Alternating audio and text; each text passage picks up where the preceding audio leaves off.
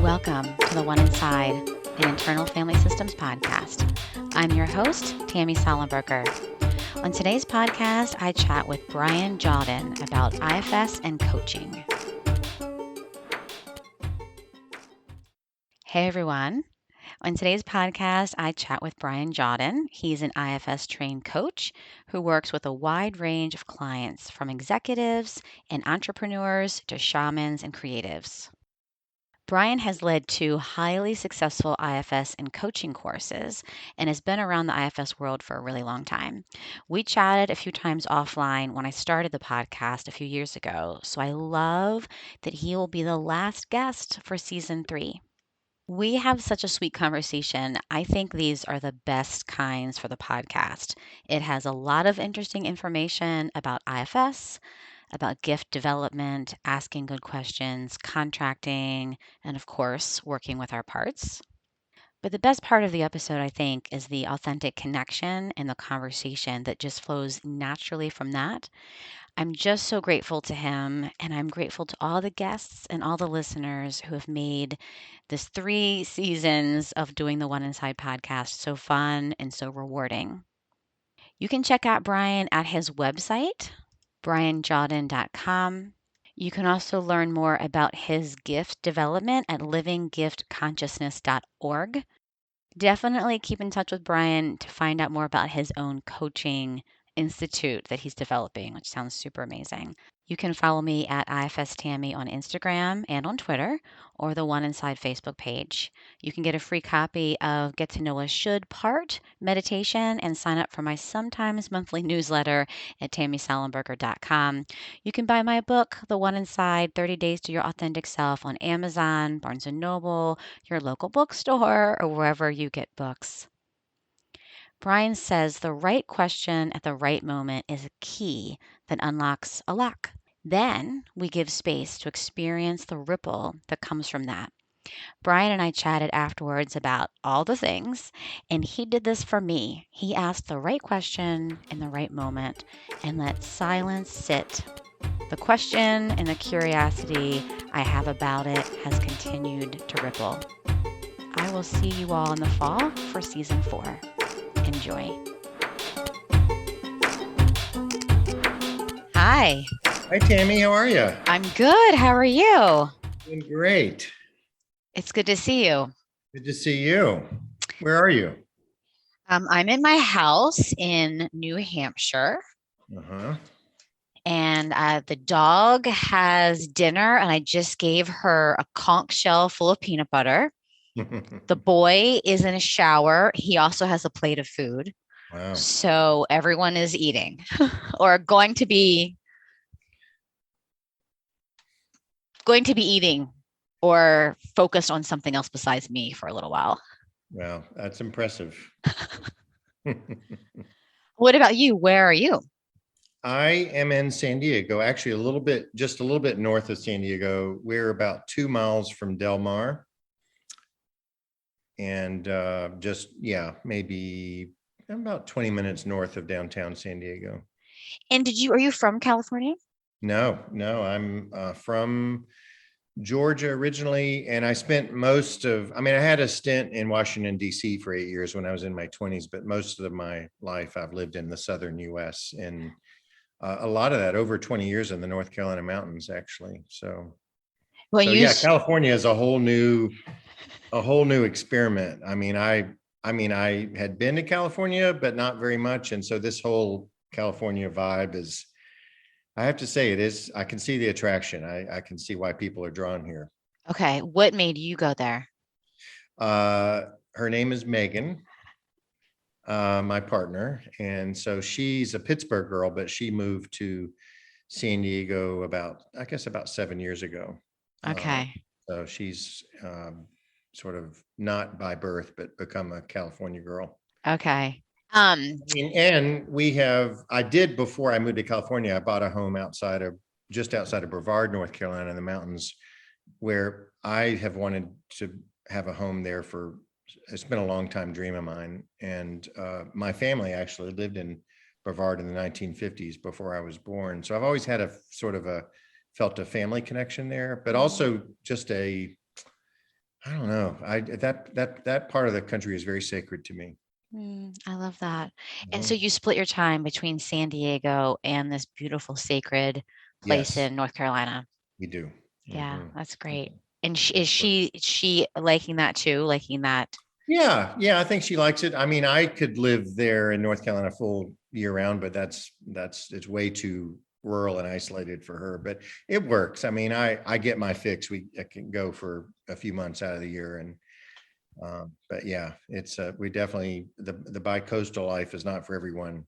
Um, but yeah, for now it seems to work. So why don't we start with the first question I ask everybody, which is where you are in the world and what would you see if you looked out your nearest window?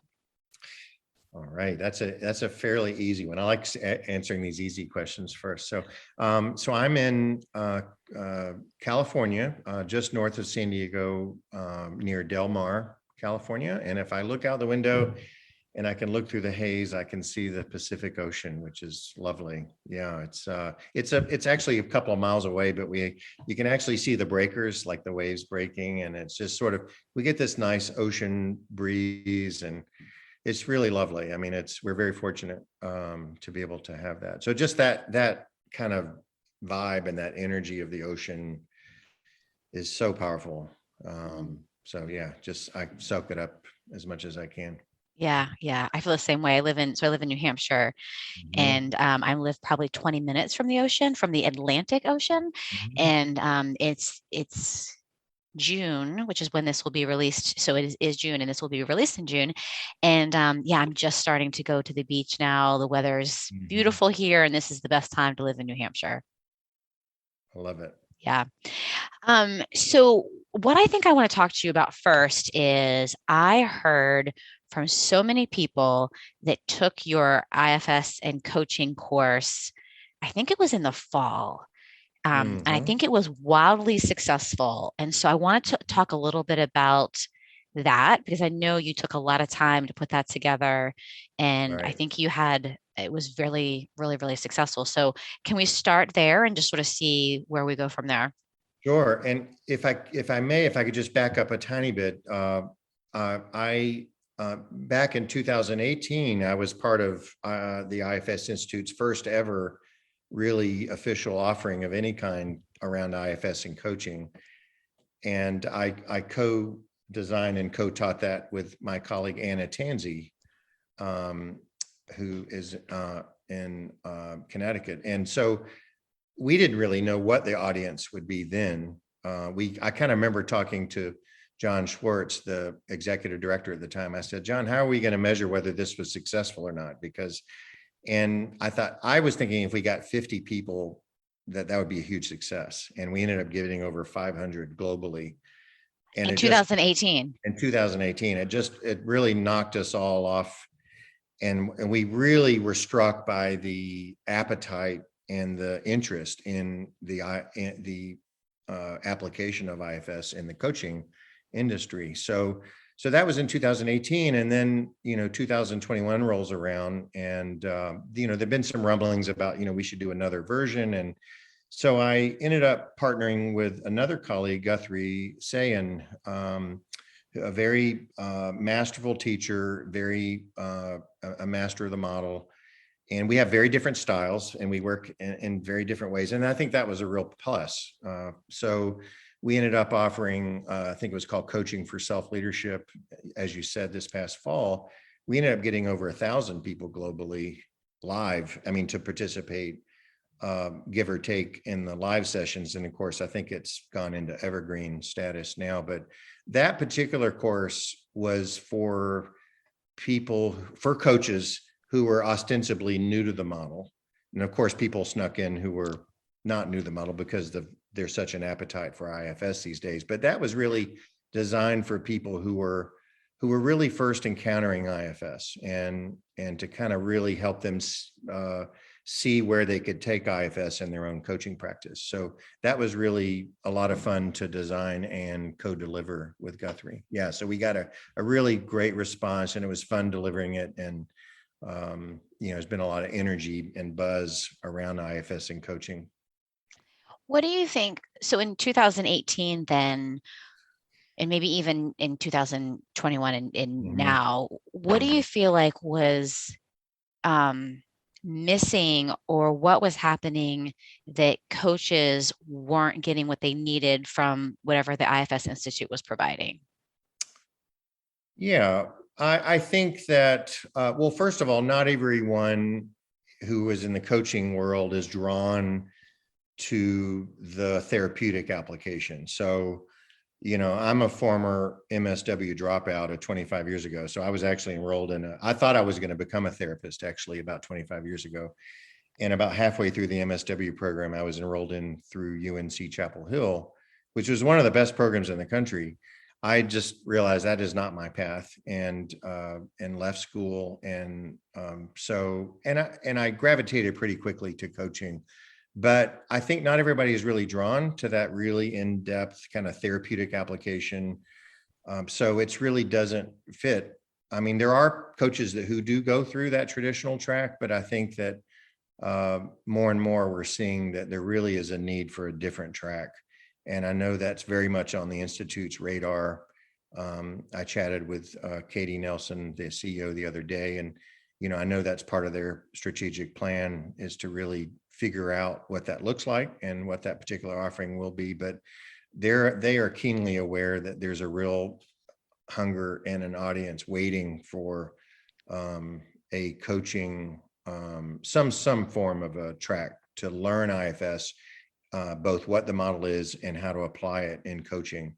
So it's just a matter of time when that will come. So these courses that happened in 2018 and 2021 through the auspices of the Institute have been a way to sort of help, I don't know, just sort of lay down some track and test out some content and see what people are interested in. What do people respond to? What are the questions that come up? What are people really interested in? What are they curious about? So that's been part of the process. I love that, just like with so many other things that we keep hearing about, whether it's IFS in schools or Mhm, IFS mhm, in business, that it's like IFS is just getting, and mhm. it's getting out of the therapy room, which is Yes. partly why I wanted to start the podcast. It's partly why I wrote a book. Mhm, It's like, let's get this out of therapy. I mean, it's great for therapy. I'm a therapist, so obviously I love that, but it mhm. needs to be out in just the general public. Absolutely. And I know, you know, I mean, I've had long conversations with Dick Schwartz about this for over a decade, and I know he's very passionate about all these applications, including coaching and including in business. And you know, as you and I both know, IFS is exploding around the planet, and coaching is exploding. So here you have these sort of two runaway trains, Yeah. and I think there's just sort of we're riding a wave right now where there's a lot of opportunity to bring IFS to coaching. And I often talk about that IFS has a real gift to bring to the coaching industry and the coaching industries. I mean, the coaching community. So I'm a huge believer that coaching industry needs IFS and models like it to coach the whole person, because a lot of what I see in the coaching industry, there's a lot of bypassing that's going on. There's a lot of I don't know if we're ready to get into this, but I mean, there's just a lot of coaching that I see happening that is, one, not effective, and two, uh, actually doing potential harm to the client. So I think a model like IFS which is so honoring of the client system and is so comprehensive and holistic, that, in my experience, we do the client a disservice by only engaging with the parts of the client that want change. Right. So in coaching, and there's a part of me that wants to back way up. I'm just going to make myself a Sure. note. I want to back way up, and I want to talk more about you. But before we'll stay with this, and then we'll go back up to you. My nosy parts want to know all the things.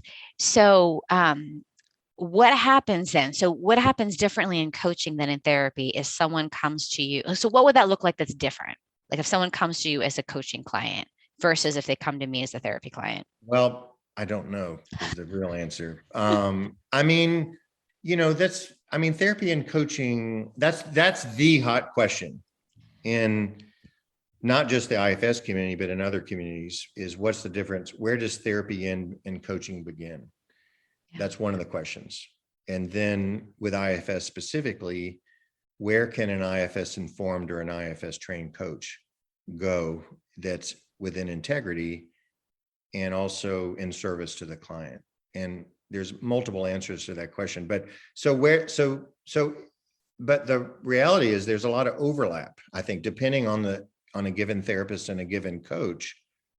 There may be no overlap and there may be a lot of overlap. So I think it really depends on each practitioner's training, their what we would say their natural gifts are. I think not only do we have all this wonderful training available to us, but we also have these innate abilities that we all came into the world with. And those factor in as well. So what are we naturally gifted at? Also, where are we in the arc of a relationship with a client? That factors in. What is our contract with the client? And so, and I look at that contracting piece as having 3 levels. So there's the kind of initial contract of what is our purpose together, or as Carolyn Mace would say, what's our sacred contract? You know, why are we, what is our work together? Whether you're a therapist or a coach, what is the work that we are about to embark on? What is the scope? Are we going to work in the internal world as well as the external world, or just the external? What is that? What does that look like?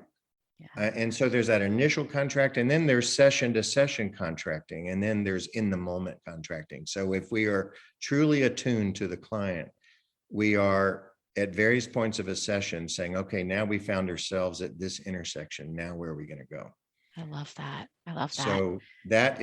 So what it looks like really depends on all those variables. Right. And I'm also thinking it depends. That makes so much sense to me. And I'm also thinking it depends on the variable of, what type of coaching you're doing, right? If you're in a business setting and you're having a business meeting and it's a business coaching or academic coaching or some sort of, I don't know. I just feel like that's going to look different. I remember one of my clients ended up going to a coach around like time management and procrastination at work. And I feel like that was just a better fit for him. And, he struggled with, if I have a conversation with someone, I'm going to go, I'm the person at the grocery store. Like we're going to like, how you feeling about that thing? And so I think for him, that is actually what he needed, was more of this, like a business coach that was, and I'm using my hand right now because I'm thinking it was really a surface level, which feels really judgmental, but I feel like that's kind of what he needed. Right. Yeah. And, there's, one of the models that I work with in my coaching, other than IFS, is this idea of full engagement. And there was a book that came out many years ago that looked at what does it require for someone to be fully engaged in any given role, whether it's at work and your personal life. So their whole theory was, it's not time we need to be focused on, it's energy. And how do we manage our energy? And then we could go even deeper to say, well, where is our energy going, and why is it going in those directions, and where does it need to be going? So there's many layers of that conversation that can happen, and that would depend on the individual coach's orientation, their way of seeing the world, their training, and again, their natural gifts. So all those things coming. If somebody comes for me for time management, I would just politely say, I'm not your guy. Yeah. I'm interested in a different level of conversation. I'm not suited to be of service to someone, and I'm not saying that's a bad focus, but that's not what I bring to the table as a coach. I mean, I'm interested in a much deeper conversation, which is, where does your energy go and where does it want to go? And what is how do we get from point A to point B? So I love that. And so is it that my energy go, if I IFS that a little bit, like, does my energy go somewhere as sort of a protector, sort of like a, some of my energy wants to go here, but my energy is going here. And is that what I kind of look at my protective system to find out kind of why that's happening? Yes. Yeah. I mean, I was just had a session with a client today. It was only our second session.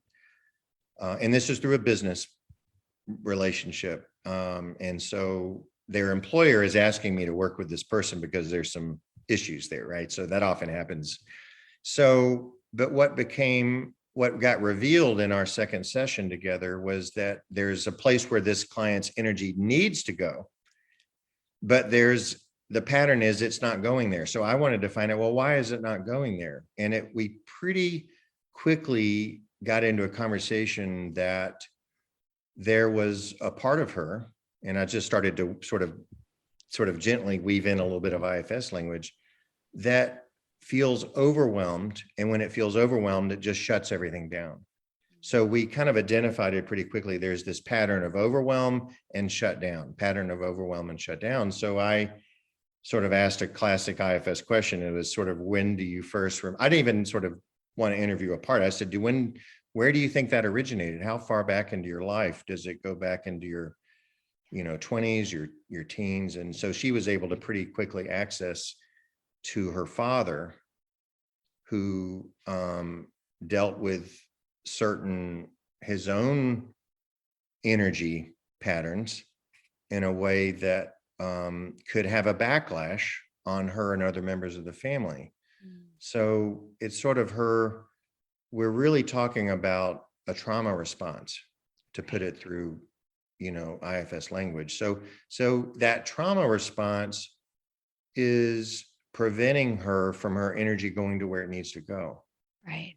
And so then it becomes an inquiry, as you know, of, well, let's learn more about why it does what it does, that part, and then why it does what it does. So this is what I've heard, and I'm curious how you handle this. So as a therapist, I want to go to that, right? I want to go to that exile and have her love up on that exile. That's a protector. That was a protector. That was a protector. Which there is definitely an exile there, but the protector is coming in and shutting everything down when it senses that things are becoming too much. Gotcha. Okay. Yep. Okay. So then you can hang out then with the protective system, getting to know that part that shuts it down, and then also the part that feels like it's too much, because that might also be another protector, the part that feels like it's too much, maybe. Right. Okay. So you can hang out there. But in my mind, I'm imagining I'm hanging out there because I want to go to the little one that had this experience of dad. So I'm immediately thinking, like when she starts talking about dad, I'm immediately thinking of the little one inside of her that had this experience of dad, and she needs to go be with that part and witness it and unburden it and love up on it. And so that's kind of where my mind's going. But as a coach, my understanding is you aren't doing that, or are you? Or, well, it depends on the individual, and it depends on all those factors I just named. Okay. So, I mean, before I encountered IFS, I trained in IFS almost 20 years ago. I think my level 1 was in 2003. And I did level 2 after that. So before I encountered IFS, I studied trauma. I was a trauma, student and practitioner, and I trained with one of the true pioneers of in the trauma field. And so that was my first entry point into all of this. And so I'm well versed in that world. Now I happen to be a coach. But again, it comes back to the contracting piece. So, and this is still the 3 levels of contracting for me. It's the initial scope, it's the session to session, and it's the moment to moment. So far, it's to be determined, I would say, for me. So I would say for now, I'm working with the protector part, and then we'll see where it unfolds from here. And I think what I did do is I asked if this person had a therapist, and they do, and I kind of nudged them to kind of re-up with the therapist, so that there is this potentially tandem relationship. Now, I'm assuming this person doesn't do IFS, but although they could. So, but that deeper work often is done with a therapist. And so there's this tandem kind of dual track relationship or dual track work that can happen. Now, I'm actually equipped to do the deeper exile work, but I don't know that our contract will allow for that. And again, that's one of the things that I'll be paying attention to session, moment to moment, because the golden question for me is always what's in service to the client. That is the gold standard in every moment of a session, is what's in service to the client. So there may be a part of me or a part of you that says, hey, I really want to take them here, but is that in service to the client in that moment? Yeah. And that's, to me, the litmus test. I love that, because this woman possibly is not, she's thinking she's coming sort of for work thing. Exactly. And so you Time already, management. right, exactly. And so you already, she's like, I'm coming for time management, which I'm putting in Yes. quotes. And you're already, and so I can almost imagine treading Yeah. really lightly, like, okay, Right. now we're talking about your father, and I want to hold very lightly that you're here for Yes. time management, and your system might not be Yeah. ready for that. So I'm going to back up a little bit and maybe even say, what is it like for you in this moment? Yeah. Just to be noticing this, you're here for I this. And almost asked that same question at some point where I just said, so what's it like knowing about this part of you and how much power and influence it has in your system and why it does what it does? And I loved her response. It was beautiful. I loved it. She said, well, she said, I really appreciate it, for one. She said, and I just thought, oh, I was just thinking, this is beautiful. right. We're in Yeah. the zone, right? So Yeah, she it's said, I great. appreciate it. And I kind of wish it would let me go. No. And I just thought, that's such a sacred moment Yeah. for her to have that level of self-awareness and Mhm. acknowledgement and recognition. And I said, can we just hold space for both of those to exist in right this moment? Can we hold space for you to thank this part and to say, thank you so much for keeping me safe? Mm. And there's another part of me that wants you to let me go. Yeah, that's beautiful. And just hold that. Mm. And that's way plenty for me in that moment, right? Or in that session, right? So that piece is potentially a game changer for her. I was just thinking that. I'm like, that could be life Yeah, changing. That could that be could be life like changing. life changing. I mean, so Yeah. just even to, I kind of called it like, you know, this part of her, I said, it's almost like you have a thermostat. You have this thermostat part that when things get too hot or too heated or too much, it shuts everything down. And one of the questions I asked her, I said, let's just ask, is the thermostat set at the right setting right now? So let's just check in. And she did. And she said, yeah, it's at the right setting right now. She said, I can see down the road where it might, like my capacity will be greater and I can set the setting can be different. But for right now, it's at the right setting. So to me, that's again, part of the gift of IFS, because it's not like, nope, there's only one setting. And and you need to get there and you need to get there in X amount of time. And if you don't get there, there's something wrong with that. That's a coaching conversation that happens every day, which is to me almost violent. I often call IFS a nonviolent model. Mm-hmm. And so that to me is, that's the nuance and the honoring aspect of IFS, which is such a beautiful contribution to the coaching community. I love that so much, because so in my experience, I have a couple of friends that are coaches, and I feel like they ask the best questions. Hmm. I don't know why that is. I mean, I can ask a good question, but there's something about coaching questions that just feel different than therapy questions. And I'm not sure what that is. Yeah, I think it just depends on the practitioner. I think that it doesn't matter which track we're on. I think there are people that's one of their gifts and they ask the right question in the right moment. And the right question in the right moment is like a key that unlocks a lock. Beautiful. And that is such a beautiful tool. Yeah.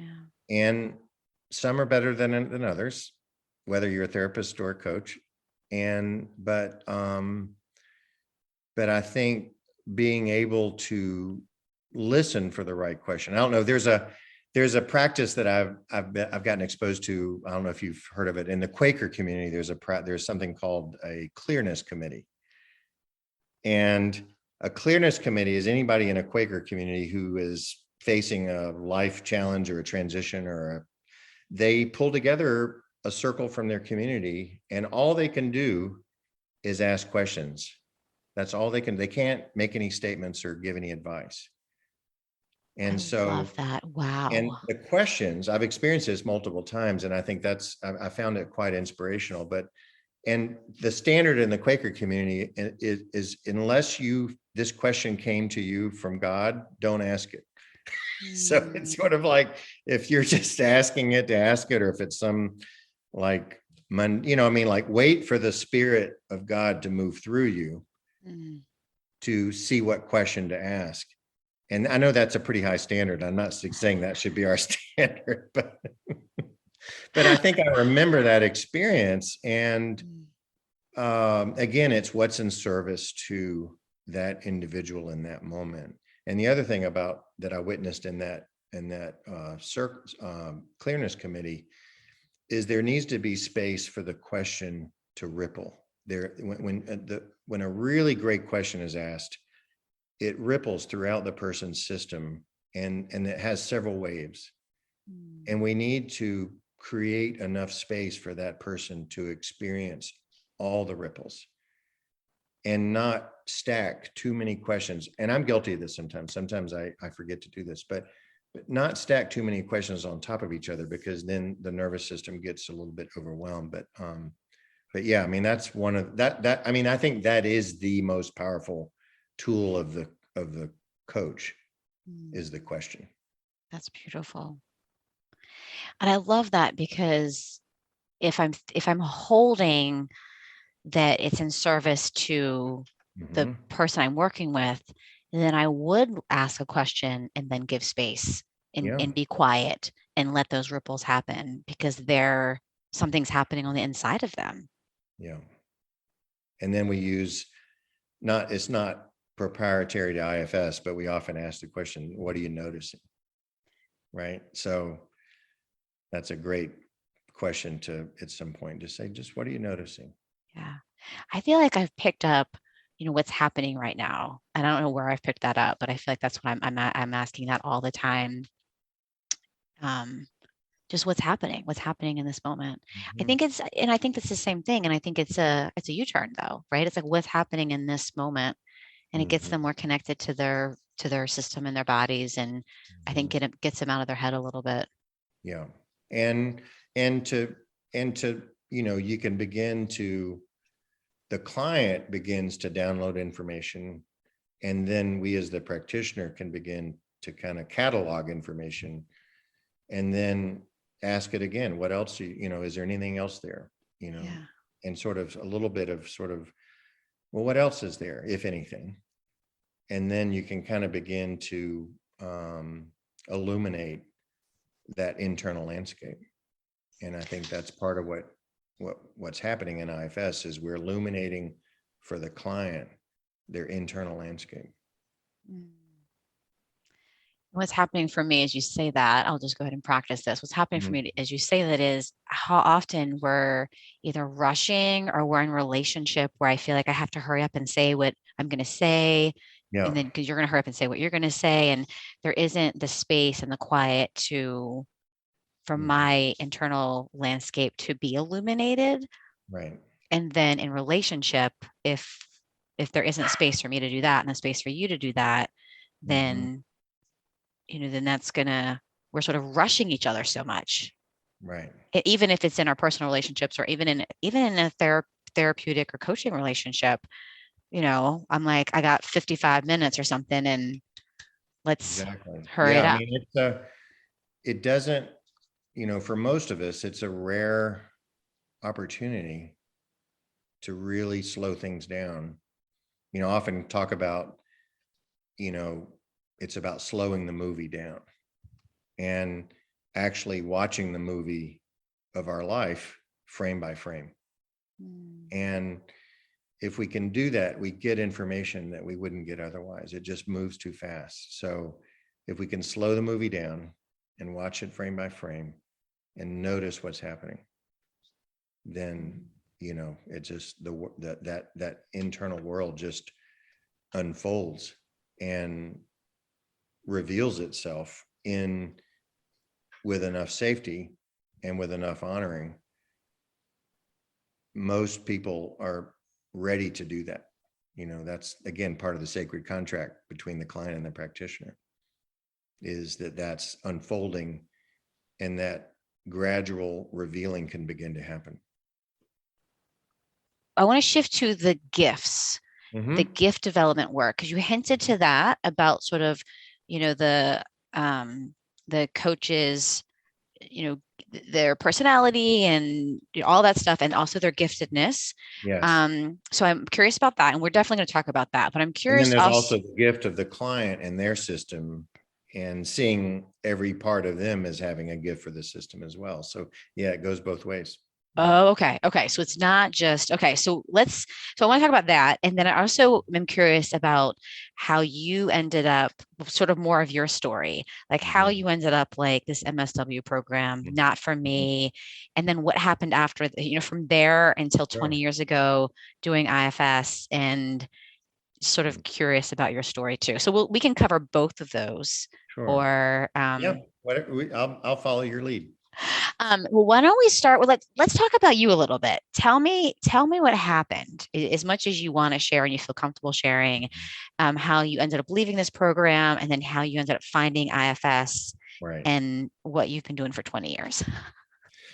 Well, I'll try to. You don't have to share all of that, but I'll try to give you the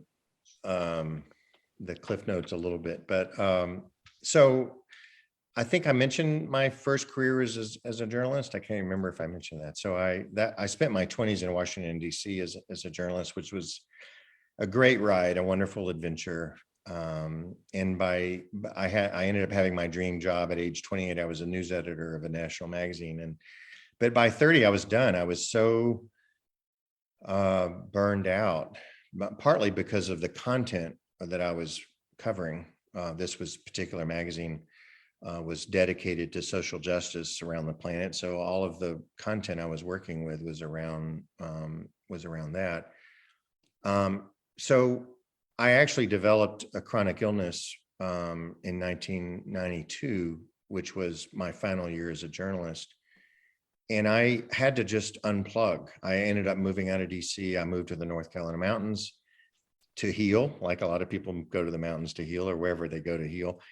And I had no inkling of what my next career would be. So it was only in the process of my own healing journey that I began to notice that how I was reporting out my healing process was having an impact on other people.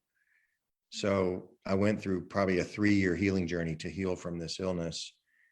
And it was kind of my version at the time of the dark night of the soul, which many of your listeners will relate to. And I think in that healing, kind of being on my own healing path, was sort of the seeds of what my work would become, which is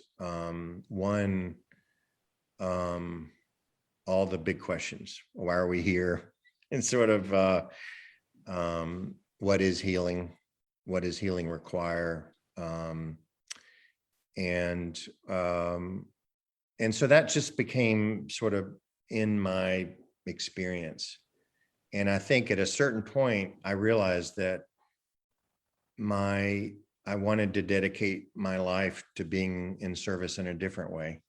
Not as a journalist, but in some form a practitioner. I thought it was a therapist at the time, but then when that didn't feel right, I think I just, I think somebody gave me the opportunity to do a coaching gig. A friend of mine said, "Hey, I have somebody who is a supervisor and I don't know what to do with them. I think you might be helpful. Can you talk to them?" So it was kind of one of these sort of random, not random, doors that opened, and I had a chance to talk with a supervisor, and I thought that was fun. I really enjoyed that. And I felt like So we kept that relationship going, and it just sort of, that was the door that opened to this whole world of coaching. And I didn't even really know that's what I was doing, but I just gravitated to it. So that everything sort of unfolded from there. I love that. And I feel like so many people's stories are these personal stories, Mhm. right? Here's Yeah. something that I went through. Here's something that I struggled with, and Mhm. I want to help people. I feel like I Right. hear that all the time from Yeah. other, practitioners and therapists and people that are in the healing world. Yeah. I mean, my bias is that we're all here to be of service in some form. And that could be so many different ways, and I think, and that could be related to our job or not. But for me, that's been very closely tied to um, my career. Yeah. And in so many ways, we're fortunate for that, right? Hmm. That it's Yes. something that you're passionate about, you get to do as your job. Yeah. It sort of makes something simpler and or more clear Yeah. about Yeah. what the path is. Yeah. And then, so tell me about the gift development work. I'm so Sure. curious about that. Yeah. Well, this is interesting because um, I think I don't know if this everyone experiences this, but oftentimes things are trying to get our attention and we don't understand what it is. And we, in my case, pushed it away because I kept getting this sort of almost like a download of information around this gifts work. And I just didn't know what it was, and I didn't know how it fit in my life and career. And but I was getting little, like almost like glimpses and snapshots of what it might be. And so um, what it was ultimately became this framework that I developed called the 5 stages of gift development. And um, I'll just briefly name what those are. But the first stage is invocation or invitation. So it's that state of being of I'm ready to know. I'm ready to know what my gifts are. And then the second stage is clarifying or the essence of the gift. So all gifts, I believe, have a kind of a core essence of, and it's not from our ego. It's just embedded in the gift itself. So, and I believe all gifts, like parts, have their own consciousness. Mm, So part of it is listening to the consciousness of the gift to say, what are you about? What is it? What is your purpose? And so that's the second stage. The third is receiving or claiming the gift, because just because we have a gift doesn't mean we've claimed it or received it. mm, And it could be with us, but we haven't really fully received it and embodied it. And I always say we can only offer our gifts in the world to the extent that we've received. that's So if we've beautiful. Yeah. only received a gift at 30%, that's the percentage that we can put it out in the world. Mm, And then the fourth stage is honoring the gift. So that means, am I ready to make room in my life for this gift in some form? And that means in my awareness, in my daily life, it might in some case be I create a dedicated space, but somehow, and I'm also beginning to look for opportunities in life to offer my gift. So that's there sort of many aspects of honoring the gift. And then the fifth is offering the gift in the world. And of course, as in many of these developmental models, we're in multiple stages at a time. So finally, in about 2009, I don't know if you probably remember that things were not great economically. That was kind of around the time of the big economic crash. And my life was not working very well. My career was not going very much anywhere. And I've kind of in a weak moment, I said yes to this gift. I said, because I almost got a message from the gift that said, if you don't pay attention to me, your life's not going to work very well. mm, So if you want your life to work, you should pay attention. So it wasn't out of some altruistic motivation that I said yes. It was that I wanted my life to work. yeah. So since that time, I began to formalize the work, and um, I kind of put on my journalist hat, and I started interviewing anybody who would talk to me about their gifts. I would interview them. And what I noticed in those interviews is that those all became coaching sessions, and I began helping people identify what their gifts were. And then also the work can be, this is where IFS can really play a big role is, one of the questions I often ask my clients is, what is the gift that you're here to bring? And are you offering it? And if you're not offering it, why aren't you doing that?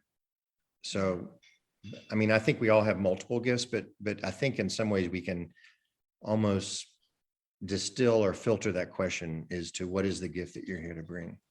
And I often ask that of executives and CEOs and business owners and entrepreneurs and other people. And that's a very powerful conversation. And to me, I have just naturally incorporated this gifts language and this gift inquiry process and this 5 stages into my coaching model. So that to me is such a universally core conversation. Because what I've found is if we're not actively offering our gifts, or at least somewhere in the stages, moving through them, then our life doesn't work very well. It creates this energetic kink, and we are out of balance. Our relationship to giving and receiving in the universe is not in balance, which can create all kinds of problems. And so I think it's just one very powerful lens that I look through, and it's a language that I use to help clients sort of become in right relationship with their gifts, but also by extension, in right relationship to the world around them. Beautiful. What I love that, and I feel like it fits with IFS so well. And I loved it's almost like you're kind of unblending from the gift and then having a conversation and having a relationship with your gift, or Very similar your many part, yeah. gifts. What about and okay, this is the other thing that came up for me is that back to sort of where you're the energy, right? Like how many people, especially in their 20s, I'm seeing this is my clients that are in their 20s are just so struggling with what are my gifts and what are my purposes, and their energy goes one way, but that feels like not where they want to go. So I'm wondering, and then you kind of said that at the beginning about sort of where your energy is going, and I'm wondering if that, how that lines up with this idea of my gifts. Like my energy is going somewhere, but that's maybe not aligned to what where my gifts want to go. Right. Well, first of all, my first reaction is if they're struggling with that question, boy, are they on a fast track. They're already struggling with that question. So I think that's great. I mean, so I I think think they're so much more into mental health. yes, The 20 that absolutely. generation is like, yes, that's my experience of But I that think that's generation. part Like, of it, is what are my gifts and how do they fit in my life? And what does that look like? And what gets in the way? What are the parts of any particular individual that have either shut down gifts or or minimize them or disregard them? So a lot of what happens is, I remember in one leadership training I was doing with my business partner at the time, Ed. We had he and I co-developed this course called the Power Self Leadership course, inspired by IFS. This was about 12 years ago. And I really didn't want gifts to be a part of the curriculum. I thought I was still in the stages. I had not received or claimed the gift yet. So I was like, we are not putting the gifts into this Power Self Leadership. And he said, yeah, we are. We're putting it in. It belongs in there. And so to his credit, he really nudged me to kind of move through my own barriers about having that even in the curriculum. But it ended up being one of the most powerful parts of the training. And I remember one woman, when we were moving through the gifts portion of this training, I kind of had a literal and verbal oh shit moment. She actually kind of exclaimed, oh shit, I can see how I have designed my entire career so that my gift never saw the light of day.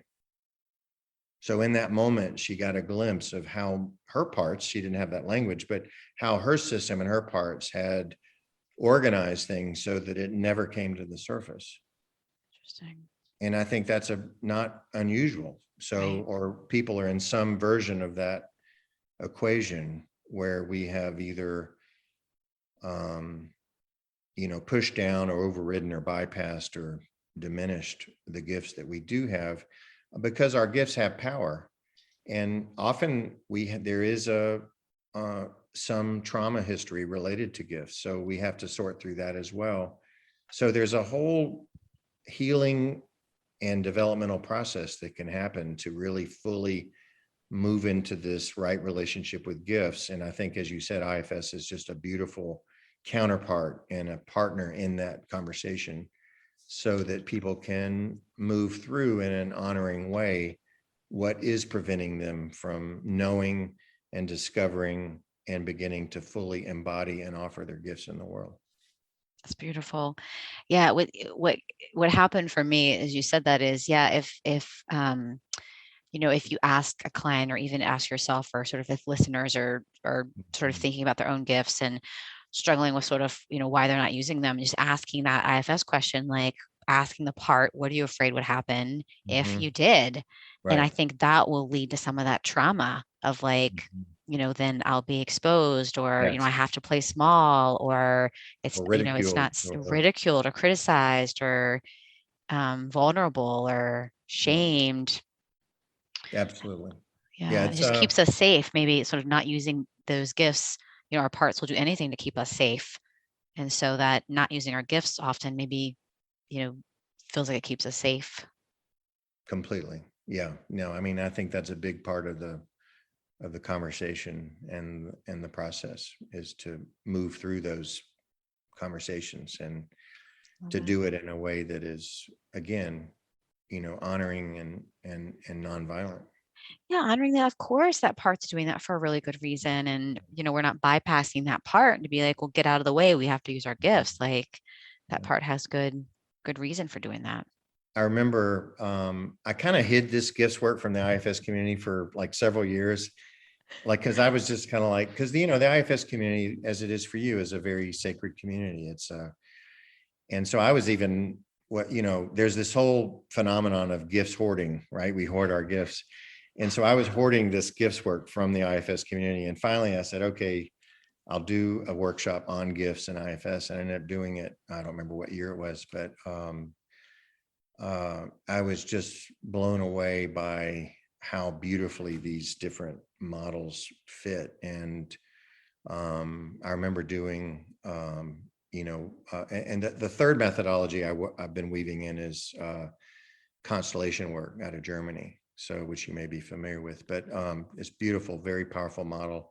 Again, similar to IFS, originated in the therapeutic community and now has applications such as coaching around the globe. But part of what I set up was for this particular demo was to help the individual have represented externally the gift and then any protector parts, as we would say.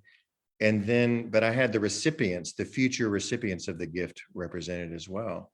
So, and what happens is that quote unquote client gets to witness and experience the gift and the receivers of the gift meeting for the first time. Mm. And that is, talk about a game changer. And it doesn't mean there's not parts work to do, but it's kind of like they see, again, the sacred contract. There's a sacred contract between our gifts and those that are the recipients that are waiting for our gifts. Opens up the system in a way that maybe we haven't seen before. That's beautiful. And for the parts to see that, because if the parts are stuck in the past, right, not to Absolutely. override them or bypass them, but if they're stuck in the past, to see, wow, if I use my gifts, not only is it safe, it's Yeah. actually for healing the world. Like, what an Yes. opposite experience these parts have had. Like, And by the way, if I'm not doing that, I'm not fulfilling my divine contract for being on the planet in the first place. mm. And I think that's what then ends up happening, where we just sort of keep hitting brick walls, where you're like, Yes. why is my life not working? Why is my life not working? Why is, and then there's that experience, and then there's this sort of opposite experience of just when things are in flow, and you're just like, I don't understand why all these things are just working out the way that feels so good. Yeah. And again, it's not to override or diminish the why the parts have shown up the way they have, because they're obviously they've done that for good reason. But as you said, once they kind of see the big picture, then there often is a softening. Mm. And kind of they have new information. They have that divine purpose information that maybe they didn't have before. I So love that that. opens up a world of possibility. It's beautiful. Um, so I know we're running out of time. Is there anything else you want to say before we do the plugs of all the amazing things you're doing? Is there anything else you want the listeners to know, or anything else? I mean, there's so many different directions we could go. I mean, there's more to be said, maybe another time about the gift of IFS to the coaching community, because I do believe the coaching industry, like all industries, there is a shadow side to the coaching industry. And I think that IFS isn't the be all end all solution to that, but I think it does play an important role in helping address the shadow of the coaching industry. So I'll just leave it at that. A little bit of a teaser, maybe. Okay. So Next season, yes, you'll have to come back. yeah, but yeah. So I think that we'll leave that there for now. All right, that sounds great. And so you have some really cool things coming up. So tell everybody what you have coming up over the next 6 months or year or so. Thank you for that. Yeah. So one of the things I'm doing now is I'm working with peer groups. I'm a huge believer in peer development. And so I am offering in September and October, I'll offer another peer group for 8 coaches who need some foundation in IFS, whether it's level 1 or a level 1 alternative or an IFS circle, or maybe they did one of the courses that I co-delivered. But to really be in a peer setting with 8 people that can really witness each other in the coaching saddle and be able to offer each other loving feedback, but also to try on new ways of incorporating IFS. So it's really become a very powerful container for people to really deepen their IFS informed coaching skills in a safe setting. So that's happening. So that'll probably be another one this fall if people are interested in that. The other thing I'm really busy at work on is I'm going to be launching my own coaching institute in early 2023, which is really sort of my legacy project. I just turned 60 in March. So this is sort of I've realized that I need to really put 25 years of coaching to formalize it into a methodology that I can really train and mentor other coaches in, which is really an emerging passion of mine. I love training and coaching and mentoring other coaches. So that's a stay tuned. I don't know when that announcement will come formally, but my hope is that the first cohort will start in March of 2023. So I'm busy at work on that project right now. That is so exciting. Do you have an idea of what the name of your coaching institute will be? That's a hot topic right now. So I'm playing around with the idea of the Pisgah Coaching Institute, only because Pisgah is a mountaintop in this sacred land area that I've spent a lot of time in. But I don't know if that name will have enough resonance, globally, or does it matter? So I'm wrestling with the name a little bit right now, but that's the one I'm playing with right now. I'm so excited about that. And then, and you also are doing another IFS and coaching course. Is that right? Nothing on the books right now. Okay. One of the ideas that I'm bouncing around with the Institute, I don't know if it's not a definite it'll happen, is the idea of a coaching summit. So that would just be, maybe a 1 day or a 2-day offering where people could come and, join a conversation about IFS and coaching. So to kind of keep people sort of keep that conversation alive. Yeah. while we're waiting for a more formalized coaching track. But I think any way we can be engaging in that conversation about, what is IFS informed coaching? What does it look like? Where are all the many applications of where it can go? I think is a good thing. That's great. So last question, if you were not doing all that you're doing and you could do anything instead, but you had to do something different, what would you do? Great question. Well, at one point I wanted to be a documentary filmmaker. I don't know if I still have that in me, but I love stories, and I love the idea of telling stories that have not been told in a certain way, or kind of the untold story of things that are happening in the world that maybe not have found their audience yet. So I don't know if that would be it. I'd love to start a podcast at some point. I don't know if that'll happen, but it's been fun to watch you kind of grow your podcast and to find your audience and to find your voice. And I have a lot of admiration and respect for you to really go down that path. So it's been fun to watch. Thank you so much. That means a lot to me.